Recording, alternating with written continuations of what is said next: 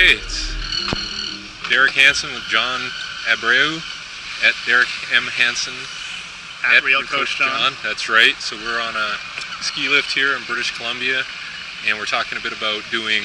What we did is we decided, okay, we're going to go snowboarding, and by no means are we any good at it, but we did some activation protocols with electrical muscle stimulation just to see, you know, if we kind of get our muscles in tune. And I was saying to John as I'm going down here, I think it's working because it's very isometric, eccentric, like he was saying, and John's been working with some snowboarding athletes here at the highest level, and we're sharing some of our thoughts. And just, you know, doing that beforehand, doing the EMS beforehand I found was very useful for me, even though I'm like a novice. Well, I'm equally bad at snowboarding, but what I can tell you is that, yeah, we did the activation protocols, and I just feel like everything fires a little bit more efficiently. And obviously, like, having that capacity to just be able to turn fibers on and off as you manage eccentrically is very important for you to be able to sustain a full run. So, you know, despite the fact that I may not look like I'm doing well, at least I feel like I'm riding a lot smoother. It looks a lot better than me. And the interesting thing with these types of sports is that there really isn't a lot of opportunity, even for us. Like, we didn't do a warm-up. We kind of walked over to the slope out from the parking lot, and then just put the bindings on and just went for it. And it felt pretty good, actually. I'm pretty impressed. So yeah, with my guys, like, we'll go through like a little bit of something just to get them warmed up. Like, especially if you get to some of these bigger ski resorts, the chairlift, the ride up, that's a long time to be sitting down and then trying to be hitting some more tricks or handling a pretty steep terrain. But yeah, like, I still think that there's something to be said about it. Like, the effects for me were reasonably profound, I guess. Mind you, I'm not performing at the same caliber as some of these guys, but with that being said, maybe these guys who perform at a higher level, maybe they don't need as much either, because they're just wired to go almost right away. Yeah, just a couple of reps at, I don't know, 10 seconds per contraction. You know, take your 50 seconds in between, pretty high intensity, and then you're good. You know, for us, we're not hitting anywhere near the velocities these guys are hitting, and we're not doing jumps or anything like that. So it's a different world for us, but still, I mean, if we're getting effects, I would think the better athlete you are, the more profound the effects would be. For sure. Just like we found with track athletes, football players, soccer players.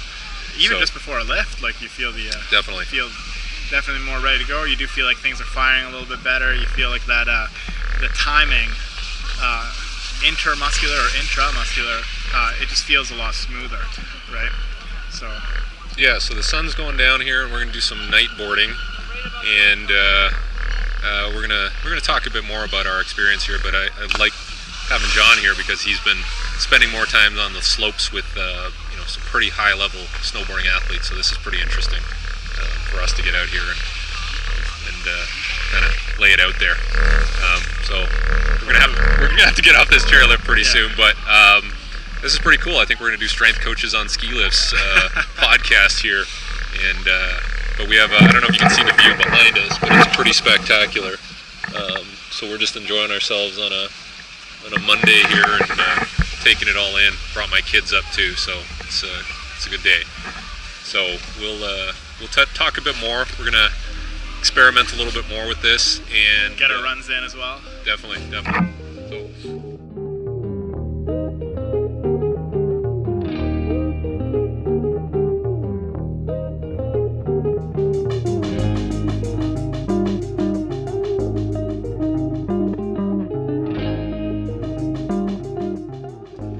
Okay, so we're on the bigger chair here.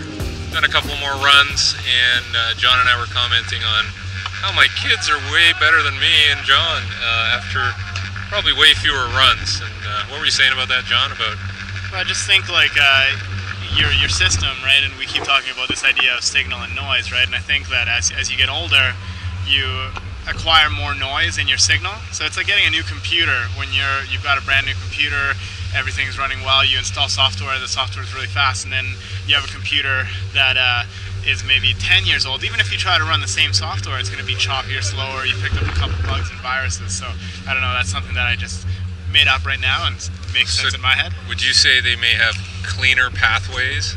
100%. Okay. Yeah. I can, you know what, I can feel like when I get on my board, I feel like I'm almost struggling to recruit the right muscles. And when I see them do it, I don't see that same apprehension, maybe it's just fear, but you know, being cautious, being older, but at the same time, I just don't feel like I'm getting it down as quickly. It's crazy. It probably does have a little bit to do with fear, because you've fallen, you've taken some hits before, whereas maybe they haven't to the same degree.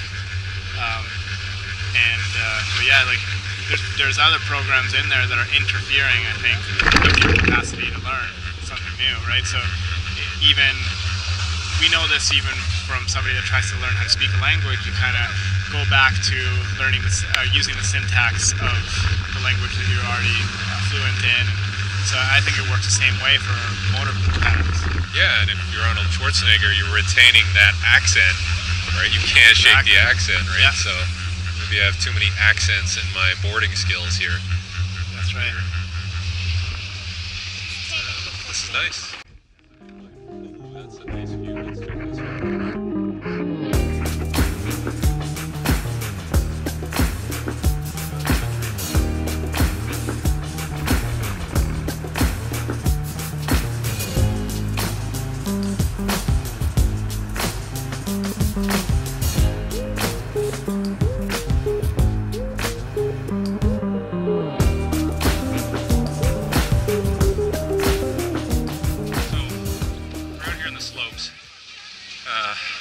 Carving it up with the boards.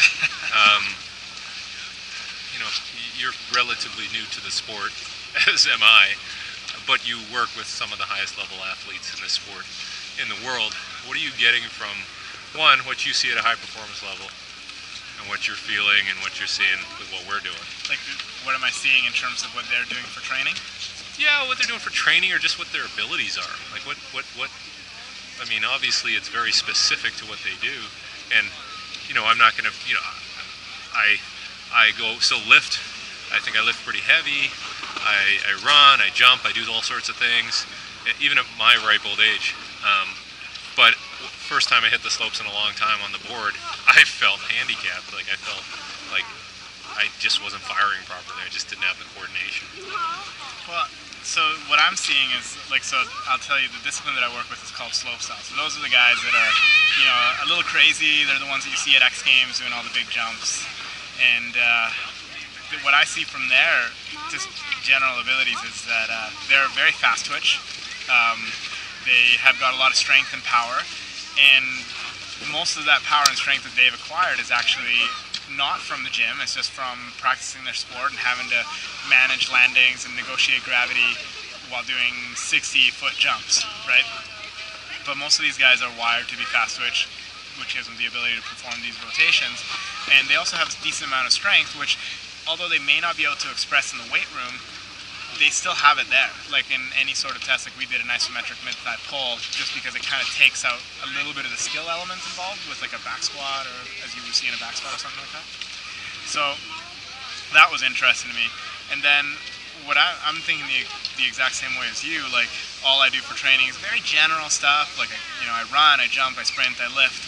And when I started to learn how to snowboard, it was fatiguing, right? Obviously, you don't have the correct coordination on how to manage gravity. There's no way that you can replicate that, right? No, even if you did specific energy system training in dry land scenarios, like I can't see. Even if you did like slow eccentrics, because you feel like since managing your way down a hill is all eccentric, I don't think that you're getting the same level of activation, because the contractions last for so long, and there is a level of management left leg to right leg as you turn and that sort of thing. So it's not the same.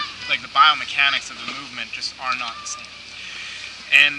But what I did find was that being in that general decent shape, I didn't fatigue as much as people expected me to. I wasn't as sore the next day. Sure. I was able to handle a top to bottom up in Whistler, which is a pretty demanding hill, and at least for a first time, I should say. So yeah, I was a little tired afterwards, but I think that if anything, that strengthens the argument that things need to be more general, especially with a sport where it's not like soccer or football or rugby, where you run, you catch, you maybe make some contact with people. I think actually training for those sports, the way that the training should be prescribed is more specific, dependent on tactics and positions and that sort of thing. Whereas a sport like slopestyle is so specific in its own skill set that the training has to be more general. Yeah, and all I'm thinking right now is my ass is really cold as we sit here, but I agree. I mean, just like, sprinting, like people trying to lift more weight to run faster, it's not going to happen that way.